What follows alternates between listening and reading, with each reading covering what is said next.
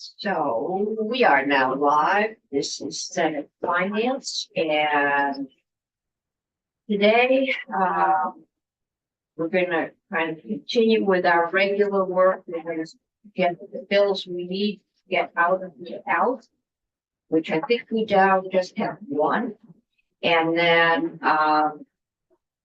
as quickly as things are getting referred to us, we're getting them on the agenda. I'm assuming there will be a flood referred to us on Tuesday. I'm going to try and anticipate that and start scheduling things.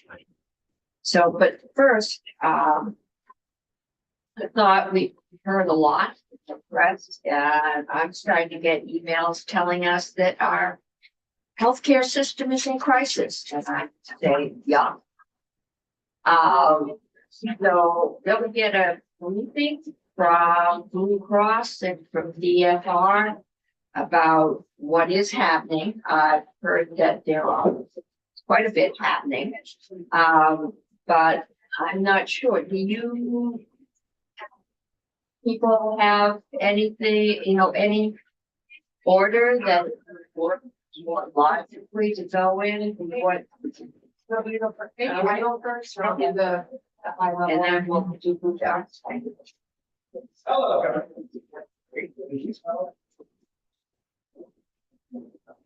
Thank everyone for getting the news content being there. Usually when I say 1 o'clock, no, it shuts up to 1:30. Oh, last year, just give her a better group.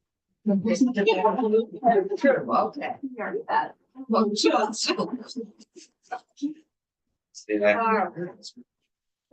Welcome. Thank you. Emily Brown, Department of Financial Regulation. I'm the Deputy Commissioner of Insurance.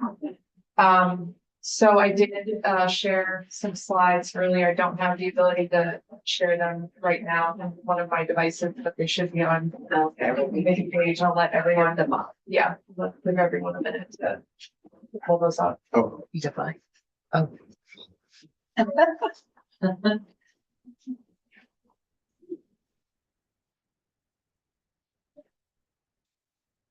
Okay, so just starting with very high level overview of Blue Cross. I know probably many of you know this, but I think it's always helpful to level set. Blue Cross Blue Shield Vermont is a nonprofit hospital service corporation. There's a lot of history there, which I won't go into, but they are our only sole domestic health insurance company. My company licensing team did kind of clarify that they're the only health insurance company that's domesticated in Vermont, which offers major medical health insurance coverage. So when you think about what insurance you use to go to the hospital or your doctor, they mostly provide in Vermont. DFR is the primary regulator of Blue Cross Blue Shield Vermont. We are there, we provide financial oversight for the company. We conduct examinations of the company. So that means for Okay, so we just wants to know if you could put it up. I don't have that. I'm sorry, I don't have my iPad, so I don't have the ability So we're on our own. So it's for anyone watching on the committee's website. Yes, yeah. So we provide that financial oversight, but we also approve the policy forms. So for that health insurance coverage I mentioned, the Department of Financial Regulation approves and reviews those policy forms using both federal and state law and regulations to make sure they're in compliance. And then on top of that, we also enforce, we're the enforcement arm for compliance with all health insurance statutes, not only at the state level, but then we also have statutory authority to enforce the Affordable Care Act in Vermont. And important to note is, because part of, I think, this story is to mention this, while DFR provides that solvency and financial oversight, we do not have rate authority. We do not approve the premiums that Blue Cross Blue Shield of Vermont can charge policyholders in Vermont.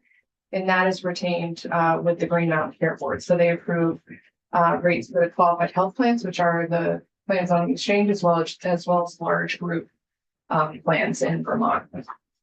Any questions before we move on? from that. So the next page, and again, this is high level. I know we only have 30 minutes today for all of our witnesses, but Well, So I think just- we've got one vote on here. okay, We took yesterday. okay, So great. we've got some flexibility. Thank you. So this is a snapshot of their year-end financials. And so every March, they file with the Department of Financial Regulation, a summary of their financial position. And I pulled a few, metrics, which I thought are data points, which I thought were important to kind of demonstrate where the company is right now. So at the year end of 2024, the company had 58.4 million in surplus. 30 million of that, 58 million is due to a surplus note that Blue Cross Blue Shield Vermont. Oh, thank you. Thank you to whoever did that. 30 million of that is due to a surplus note they were able to obtain from Blue Cross Blue Shield Michigan. So without that, they would be at 28 million around there, which brings us to the next number, which I feel like is important, RBC, which means risk-based capital. That's a number that insurance regulators use to assess a company's financial health. And at the year end of 2024, that was at 213.8%. For context, because that's just a number, there's a order by the department that I believe is from 2019, which recommended Blue Cross have an RBC range from 590% to, I think it was 745%. Oh yeah, I wrote it down there. So they're myself. down. They're down, yeah.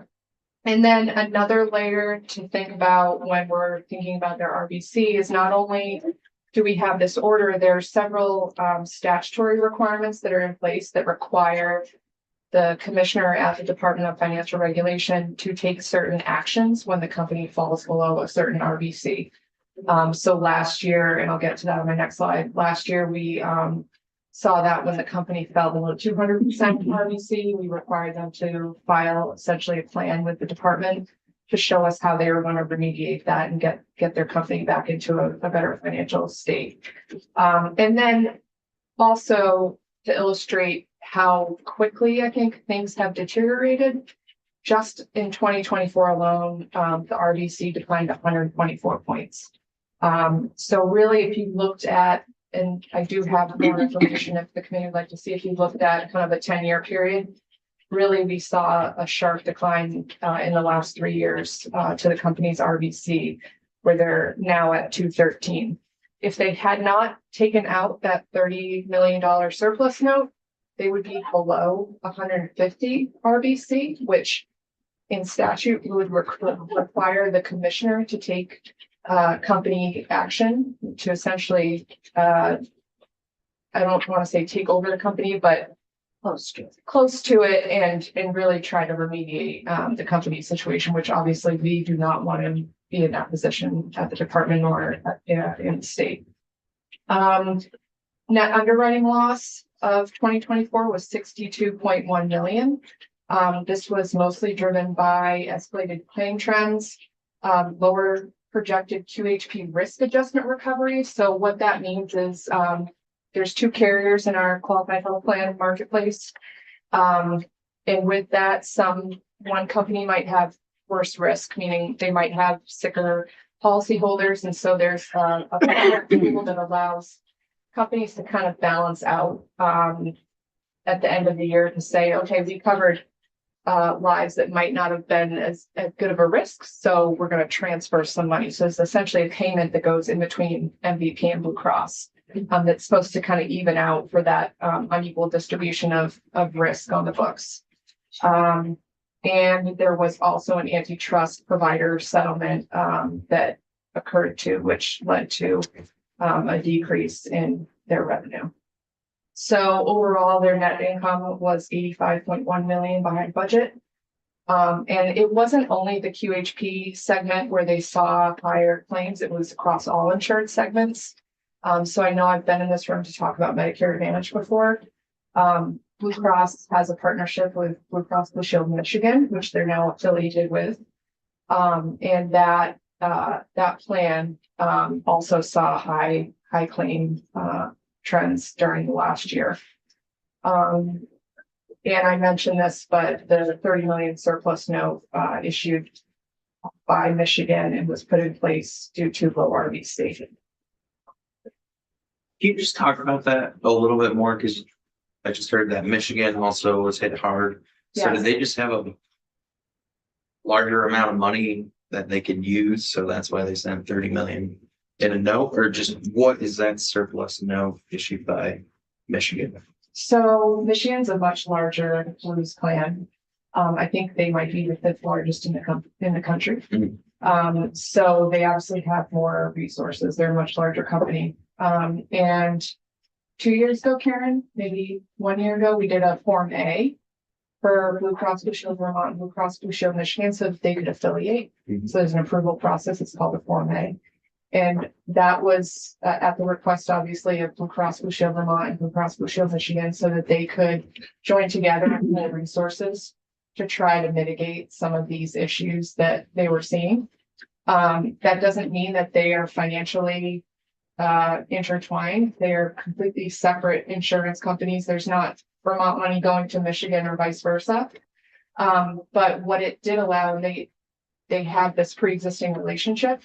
When Blue Cross Blue Shield Vermont was in financial trouble, it allowed them to go to Michigan and say, would you write us a surplus note? So that's how that came about. And I'm sure Blue Cross can speak more to that in more detail.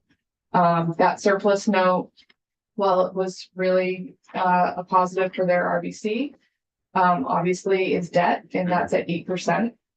So not something that you want to have as, you don't want to rely on that kind of money to shore up your finances. Right. 85.1 million. As of when and what is Blue Cross Blue Shield's budget year?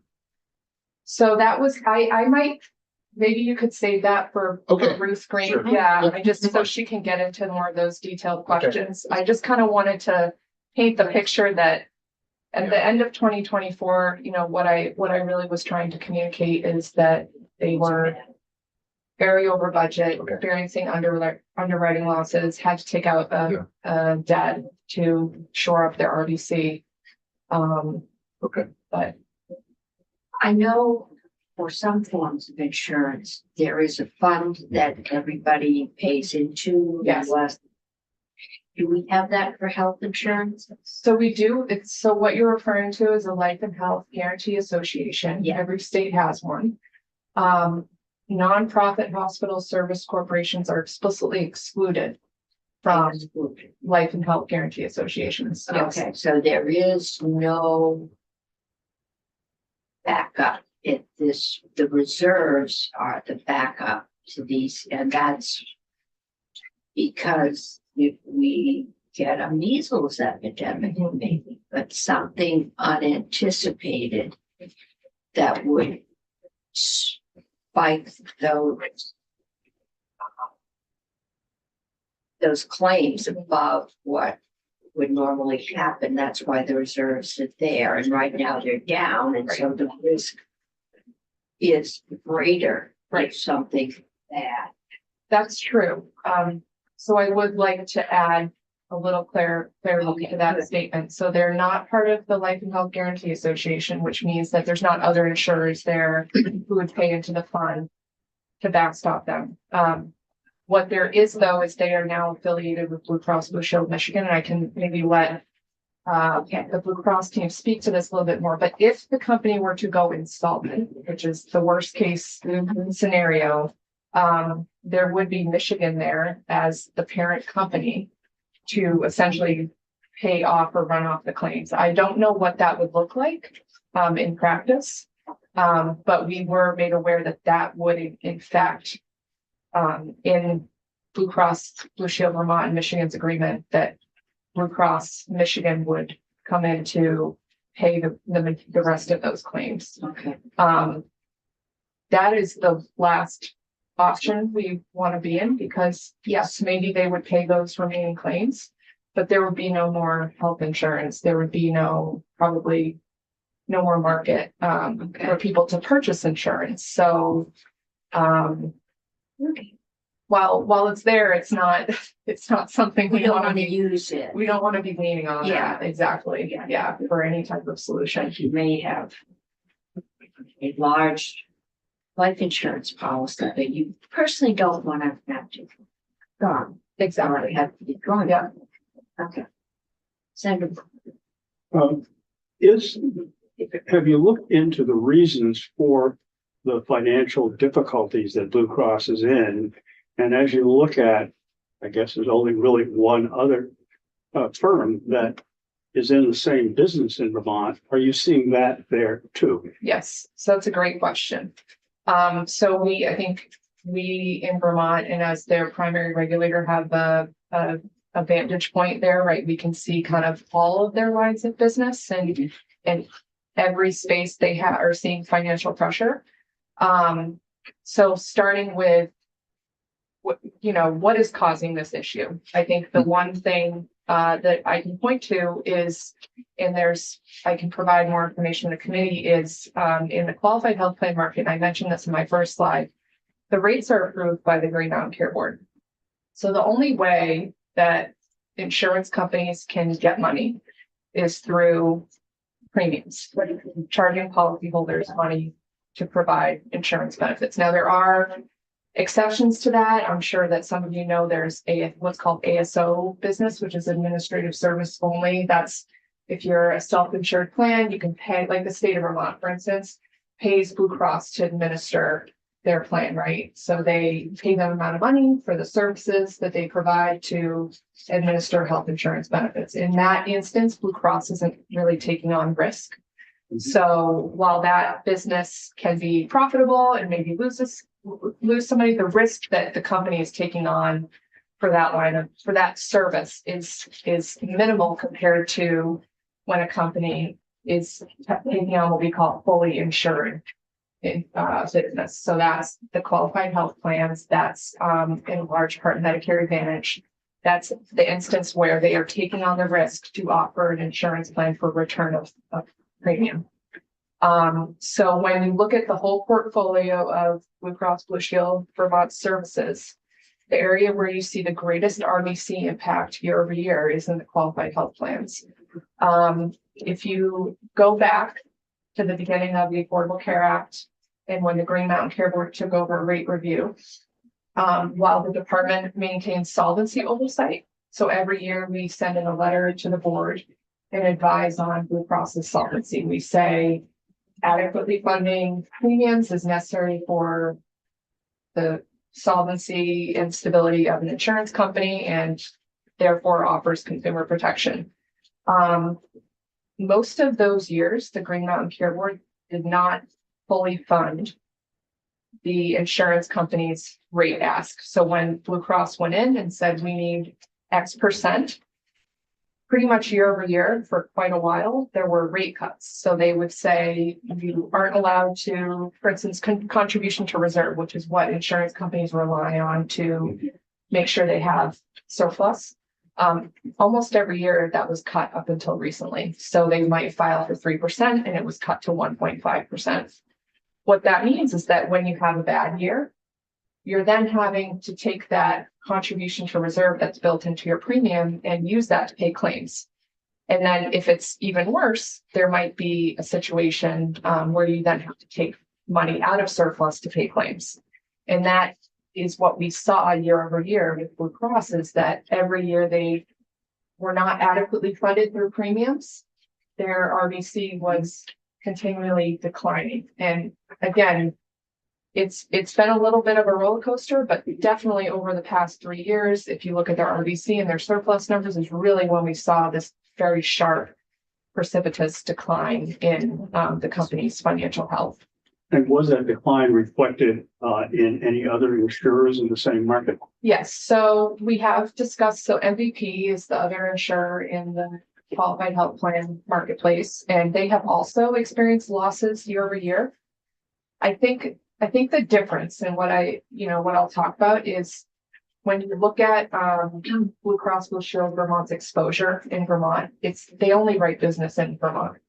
So every single policyholder, every single risk that they take on, they're feeling the full effect of, Vermont's prices, Vermont's demographic, everything. Whereas MVP, the exchange business that they have here is such a small part of their overall book of business. That if they lose in the QHP market in Vermont, they have other areas and other business that might be doing really well and be able to buoy the company's financial health. I will note though that MVP did offer a Medicare Advantage plan in Vermont and then recently decided to pull out of that market. And then on top of that, I'll say that I think you had brought up the Blue Cross Blue Shield Michigan financial health. This is something that is happening nationwide. It's not isolated to Vermont. I think in Vermont, I think there are our prices are, we're seeing a pretty severe impact here, but insurance companies throughout the country are seeing, especially smaller ones, are seeing higher claims and struggling. So, and I can't specifically speak to certain companies, but I know through our work, our national work, that this isn't something isolated to Vermont. Well, there's something at least that I've read regarding pricing in Vermont for medical services. This seems to be substantially higher than elsewhere. That's Would what that be a factor? That's what I have all, yes, of course, right. If your prices are higher, then that then directly correlates to premium. And that leads to higher cost for policyholders. And with respect to MVP, the other carrier that's in this market, would this situation be an encouragement for them to stop doing business in Vermont? Are you speaking specifically to our higher costs? To For higher all cost, the- well, to the entire situation. Yes, In which the margins are obviously being crushed and the exactly. availability of a surplus to cover them is being challenged. Yes. It would. And I don't wanna, this is like, this is hard, like, this is really a difficult position. But I will say that, as the regulator and as, part of the discussions around the healthcare system in Vermont, I know that the insurers are committed to our state and want to be here. So even with all these losses, right, we're trying to make this work so that we can have a market. So And for our part, we divided pricing, the responsibility Yes. for pricing from the responsibility for solvency. Yes. Even though they are closely intertwined. yes, And I believe when we first set up the Green Mountain Care Board, their mission was to control costs. And I know I got emails and they were out on Front Porch Forum saying, come and tell the Green Mountain Care Board if they give a 5% increase, what this will mean to your family, and you can't afford it. And so they listened. Yep. And they did what we had asked them to do, which was try and keep those prices under control. And we are where we are because we did not control the costs. I can tell you folks, if we are getting a 20, 30 paid bill, I believe there's enough fees in it. We voted it out an hour ago. Which is trying to give Green Mountain Care not just the responsibility, but tools. We do have one hospital that we've been told have the highest rates in the country. And we have 13 other hospitals, or 12, that are operating in the red. Some of them are seriously in the red. And so we have a problem. We need to get the cost of that one hospital down. And we need to keep, at least at this point, I haven't heard anyone saying that we could have some hospitals close and still be able to maintain the service that people need. So Well, welcome to health and welfare. Well, at least we have something to do after we fix education. That's right. This is a perfect storm, and some of us are on both committees, so, we have some responsibility for the hole we're in. And now we need to help DFR and Blue Cross find a way out. So, any questions for Emily? And I did have one more slide, but it's just, I don't have to go into details, just the actions that the department has taken.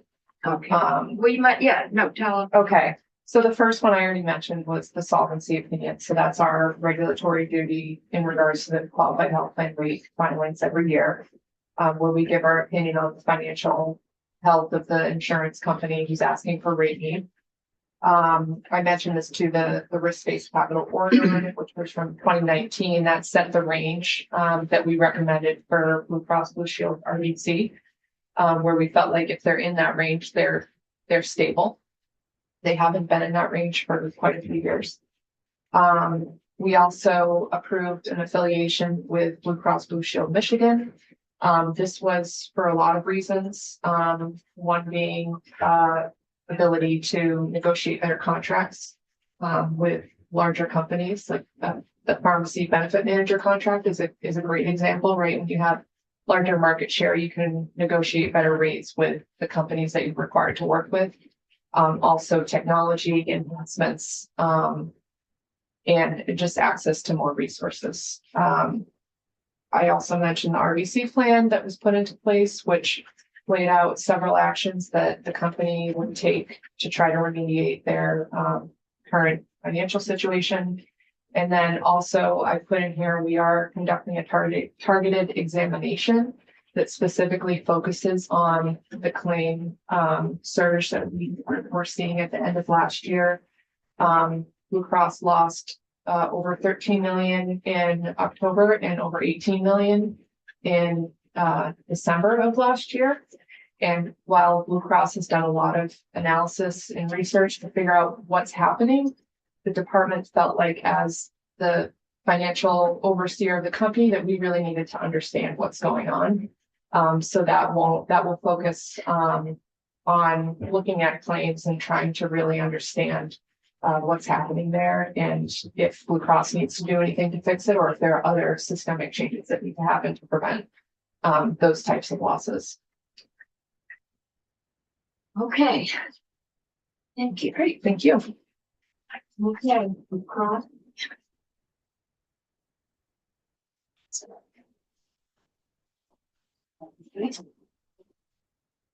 Thank you. I'm Sarah Teachout, Director of Media and Government Relations for Blue Cross and Blue Shield of Vermont. Ruth introduced herself, and I'll pull up the slides. Oh, thanks, Sarah. I'm Ruth Green. I'm Treasurer and CFO at Blue Cross Blue Shield of Vermont. I've been with the health plan 12 years, and I live over here in Barrytown, and I'm a native Vermonter. I can build on some of Emily's comments, and you had invited us here to share some of the key aspects of And I it. think we're also trying to figure out what, if anything, we can do and what you need. I know last year there were some movements here to undo some regulations. Senator Brock and I failed miserably trying to stop that. But we did. Yes. So, yeah, I mean, how do we help, or can we help you get back on solid footing? Sure. So, as Sarah pulled up the slide, maybe I'll just start by finishing off one of the questions earlier about the 85 million. As you can see, the $62.1 million loss in 2024 is the largest loss on the page, and we only had gain 1 year, and that was the COVID year of COVID. The plan for 2024 is that we would have planned through the pricing of our premiums to have a modest margin of 3%, which would have been a $20 to $23 million gain. So the difference between the 23 million that we would have expected Yeah. to achieve and the $62 million loss is the variance that Emily was speaking to. And as I think this state policyholders are doing, or policymakers and stakeholders are doing a lot of good things for us. The Green Mountain Care Board, we were able to secure a 7% CTR contribution to reserve. That's the margin that we would build into premiums to help restore reserves as they've been depleted, as you can see, over the last several years. And the Green Mountain Care Board has really stepped up to take the more holistic approach to looking at the rate review and challenging the premium rates, but also looking at the core underlying costs of healthcare, which is driving both the premium increases, which are high, and the losses. The losses are over and above those premium increases. So that's good. Blue Cross has taken some action, short-term action. Emily talked about the surplus note. Our new partner affiliate, Blue Cross Blue Shield of Michigan, does have some financial resources, and they were able to issue a $30 million surplus note for us. But as was mentioned earlier, that's a very temporary solution. It's not a permanent fix. It just helps us get through the year. As you can see, we thought we might have been on a trajectory to not lose as much money in 2024, but that did not happen. So the surplus note sort of serves as backstop. The interest rate on the surplus note is 8%, but that's because it's not a traditional loan. It's a loan that has a lot of special restrictions about it, such that the Department of Financial Regulation can treat it as surplus. So once an entity like Blue Cross of Michigan or any other entity that issues a surplus note, once they issue it, it's not one, doesn't have all the same attributes as a regular loan, because it's caught up in that regulatory surplus requirements. So that's why the interest rate becomes high. And the 8% it was benchmarked to market interest rates and surplus notes for companies of our size. So that's a little bit more than surplus note. Clearly, the question earlier about how did these losses come about, and Commissioner Brown mentioned, Deputy Commissioner Brown mentioned that we've done a tremendous amount of analysis on where the escalation in claims costs are coming from, healthcare costs.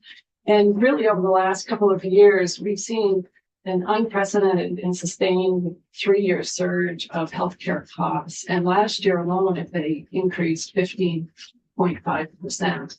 So you can see that we were expecting that trend to possibly level out, and it just kept going higher, which resulted in the losses. Those are coming from a lot of the utilization. If the prices for our healthcare in Vermont are high, and then we have a lot of people that utilize a lot more healthcare, the escalation sort of happens faster. So there's been an increase in utilization.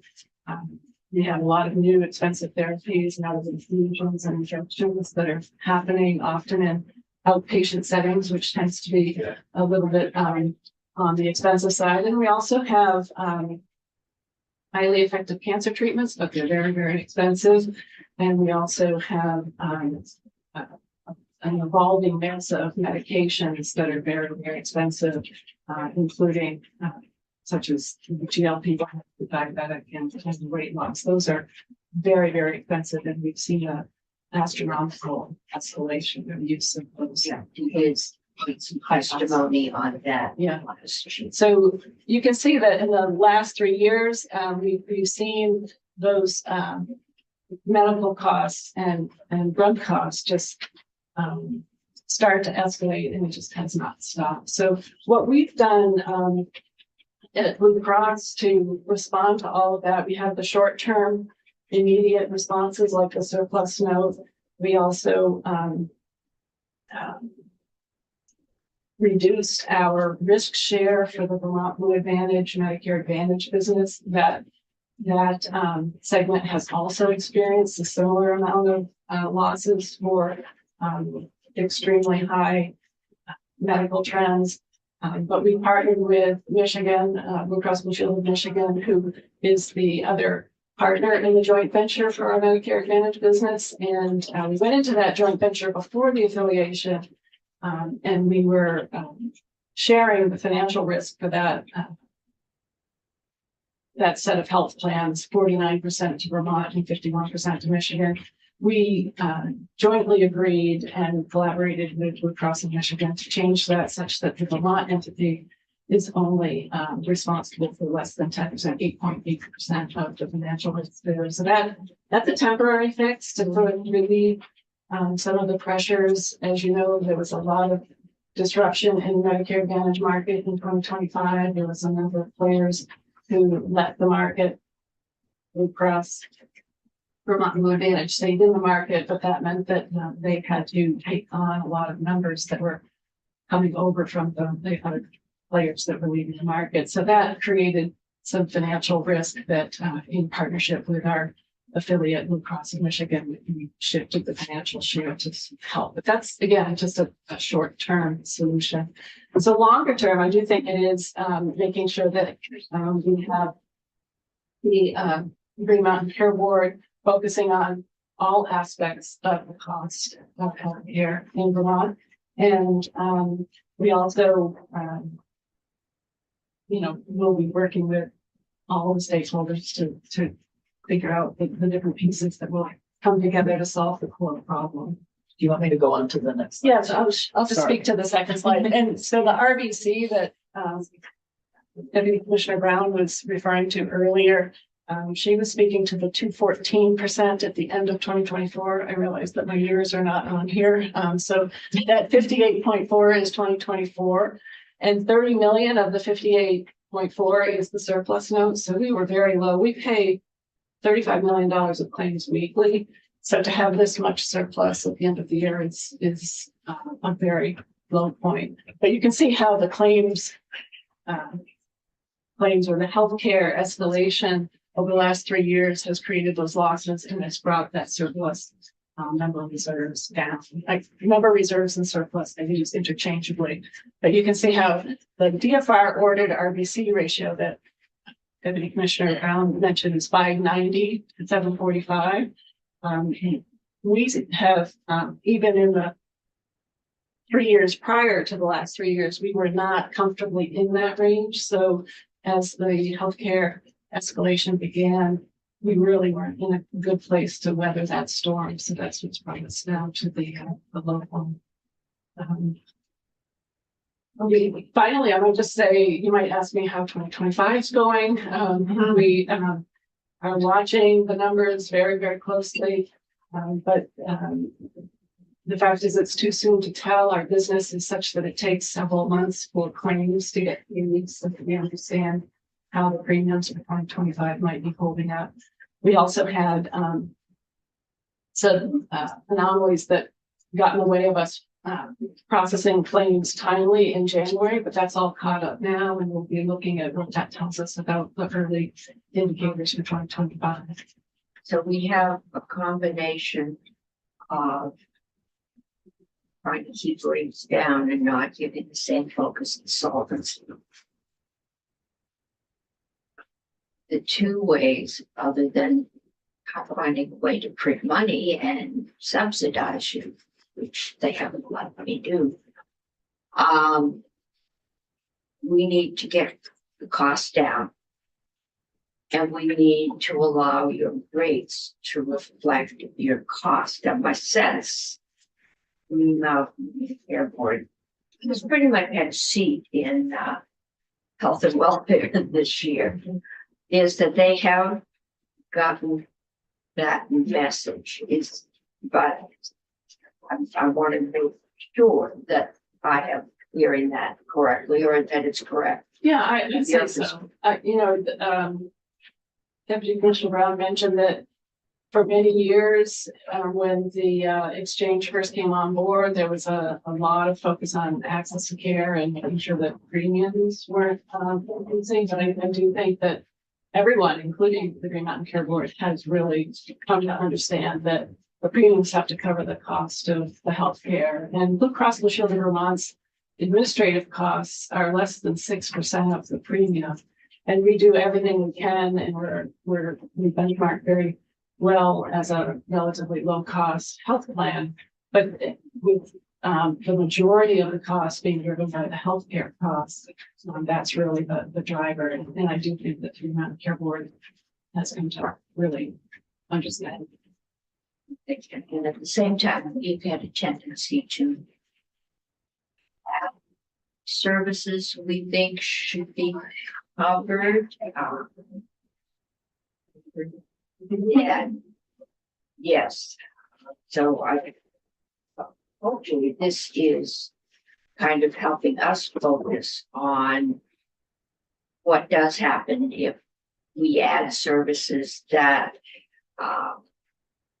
and we don't, but premiums go up to cover those services.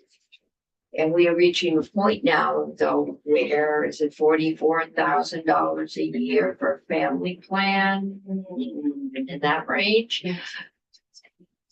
Where, and I don't think we are alone in this country. So, yeah. I heard you say two things that are really contributing to Vermont struggling here. Is one, I heard you say the price of the services that we're covering, and that's one aspect. And I think there's avenues for advocacy there. But you also said something that I really am trying to understand better. And I'd love to know any other benchmarking in the rest of the country, which is regarding utilization.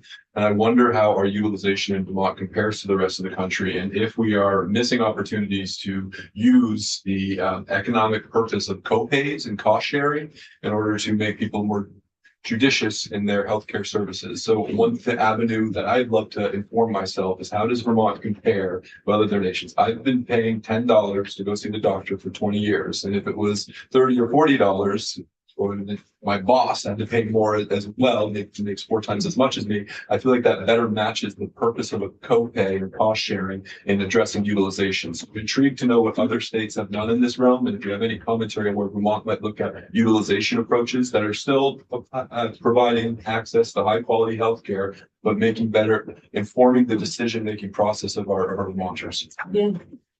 I'm happy to take that. The utilization comparison, I'll give you two sets of data points to think about. One is for years, the year-over-year change in utilization was 0 to 1%. So we'd be different people using the care, but on average, the total utilization was pretty steady. So it didn't change a lot, maybe 0 to 1%. In the last year and a half, that's increased to 5%, in some cases 6%. So in our experience, it really has changed. We thought it was a post-COVID kind of returning to services where a lot of people put off services and then they came back in. And then when we thought surely we're over that, but it seems to have continued. It's just continued on. In comparison to other health plans and states, I know Blue Cross Blue Shield of Michigan is experiencing the same thing, higher utilization. And some of it is these new treatments and medications that are being used that are very expensive. And so they're, I can't tell how much is the price and the utilization when there's something new that comes into place. So there's new treatments that are getting utilized that weren't available previously. So that is a dynamic, and we can certainly take away the sort of national averages and supply some information. With respect to the cost share or the co-pays, we are always looking at that. When we're thinking about the small group and individual market, the range of options in that space are somewhat limited by the structure of the ACA. But it's an interesting question to study about, well, which ones would actually change the behaviors in a way that both helps people get the care they need, but also keep the cost down. That's the Jump in on two things. So on utilization, there's different parts to utilization. It could be more people seeking services. It could be more services per person. And then it could be more intensive services. So what we're actually seeing is all of this. It's not one type of utilization. It's all those kinds of utilization in combination. And then the other point I'd love to make is that, you know, I've learned about health insurance now over the last 8 years. You know, premiums coming in to the insurer are relatively stable. You pay the same amount of premiums every single month. And so our monthly revenues are about the same. The way that we pay out premiums is quite cyclical. And we see generally lower utilization, lower claims in the beginning half of the year, and then it really ramps up in the back half of the year. And some of that is behavior because of people who have high deductible plans meeting their deductible and then using the services. So there is some of that happening already. And, you know, Ruth and her actuarial team project all that in advance. And so we expect, that's why when you ask us how we're doing this year, we expect that the first few months of the year will look good. And then the last few months of the year will not look good. And in balance, it should come out even. And we've also done probably better than average job of getting people insured. Absolutely. So, compared to other states, but part of getting people insured is that they do use health care. Maybe they use it before it hits a critical need, but they do use it. And the cost of health care is a national problem. Our rural hospitals nationwide are in trouble. Our rural hospitals are in trouble. And we're trying to solve that at this level. So at this point, we're kind of in a wait and see. Well, you are getting a bill from the House, maybe. Okay, I know, well, we're getting one from the And Senate. I know you're working on one in the Senate, so It's out. the legislature has been working hard, I think, to Yeah. try and help the situation in healthcare, and we really do appreciate that. But I think when you sit in this committee long enough, you get attuned to insurance. And I remember failing once before because we thought everybody should be able to buy these high maintenance, high cost drugs at your local pharmacy. And Blue Cross had a deal where if you limited the pharmacies, they got a better deal. Well, we said, no, you should be able to go to your local pharmacist. You shouldn't have to drive to Burlington or Rutland. And that was good for people, but it showed up in the rates, which may not be good for people. And I think we get into hearing very emotional stories from people, and there is a perception that insurance companies are all wealthy and are ripping off people and that they have the money to cover it. And I'm hoping this leads to an attitude change that we are in part responsible for the hole we're in. Thank you, Chair. I may have to thank you for your testimony. I'm hearing it in two committees, so it's finally really sinking in, and I appreciate that. I may have missed it, but to follow up on Senator Chitten's question, what is our usage rate compared to other states? You may have said it and I missed it, because we did hear the other day in committee that, again, this was one person's take, that we have more of an access problem rather than a utilization problem. I don't know. Yeah, so for years, I think we felt like we had an access problem. I think what we've seen in the last year, we're wondering, is that still the case? I don't have at the ready a comparison to other states, but we can certainly look at it. We know that the prices are higher, but I haven't got the utilization, the usage. It'd be interesting just to see if that is one of the factors that's playing into this issue. And it's our hospital rates. And I think part of what Health and Welfare is trying to do is to get services that can be delivered outside of the formal hospital setting, delivered there more in primary care. we had a list, actually, it may have been you who brought it to us, the differential in cost.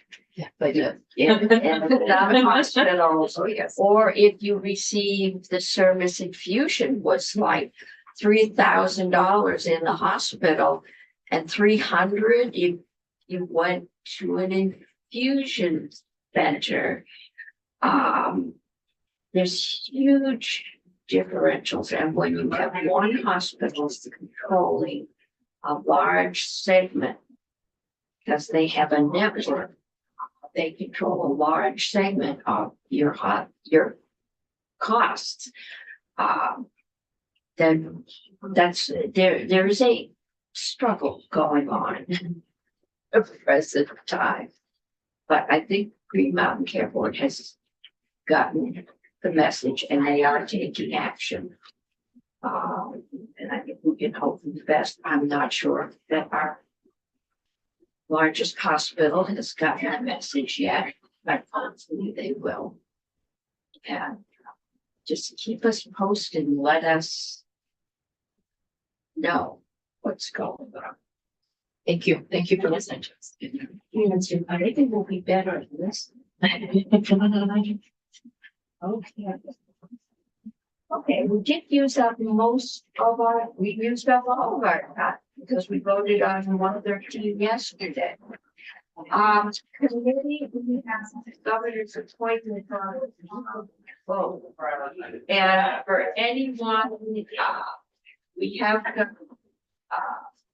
Secretary Schulteis's, Secretary Schulteis, the tax commissioner.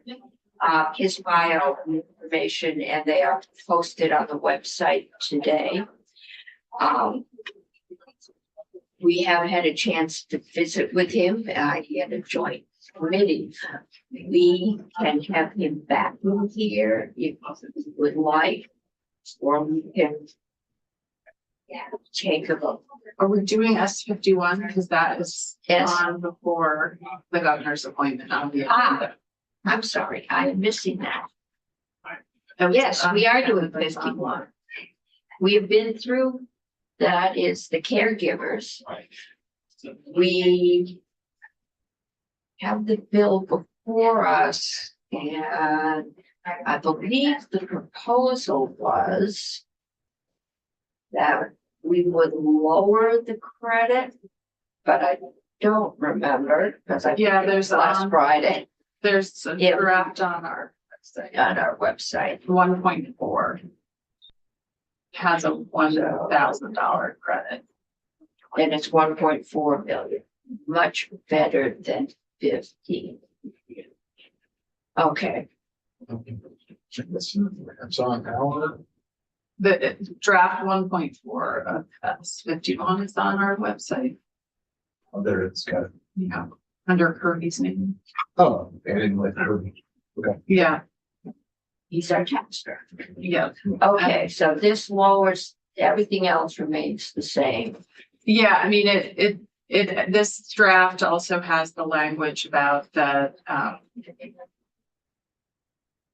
$1,000 is the, yeah, and then the form that the qualification for the credit.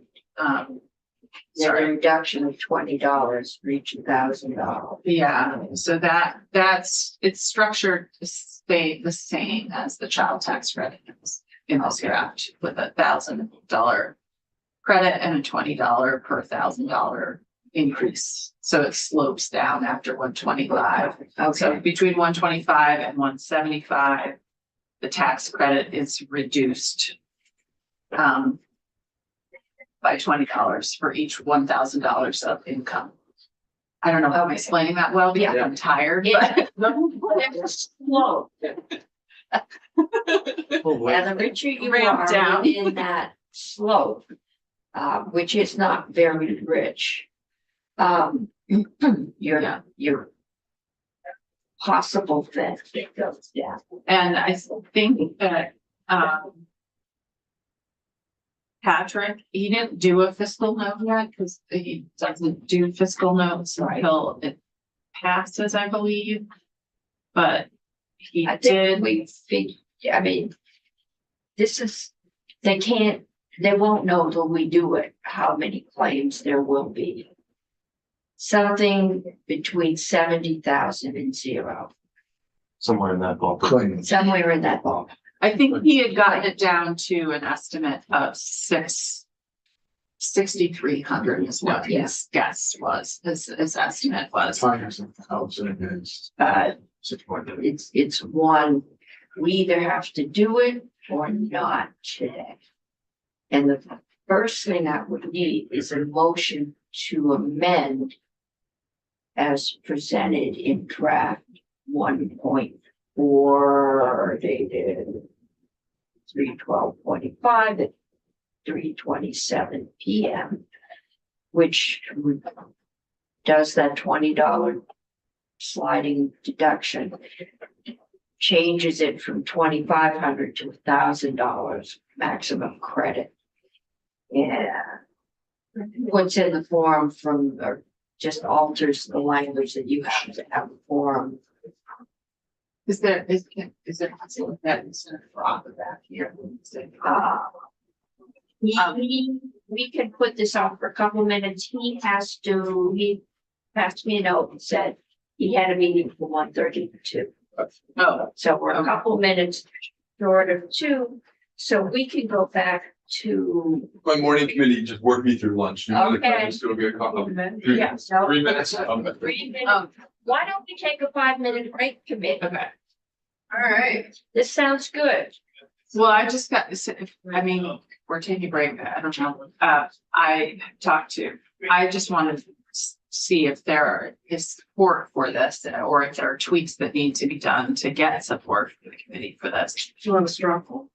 Yeah, but I don't know if we can do Well, that. we are or not. still Yeah. live. Actually, we are on break. We will do